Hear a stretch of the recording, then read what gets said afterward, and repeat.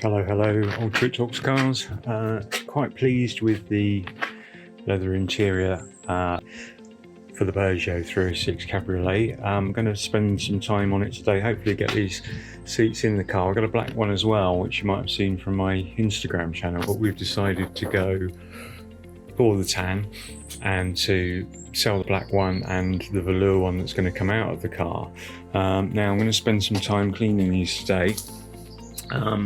This is actually the driver's seat, and on initial inspection I think we were going, ooh, it's a bit worn and a bit horrible. However, there's a tiny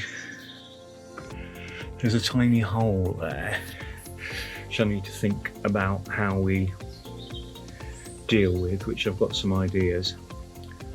But other than that, I think we're going to be able to clean these up nicely. So I'm going to start doing that, and I'll give you a look at that halfway through when we've done one and not the other. The back seats aren't too bad. Again, they look a bit mangy there, but that's going to clean off for sure.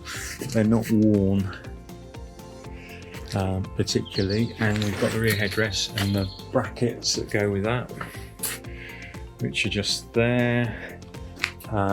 So that's all looking hunky-dory. Interestingly, what the passenger side one hasn't got, which our current one has, is the pump-up handle, which the driver's seat has got. But again, I'm not worried about that. So we're going to have a go at all these.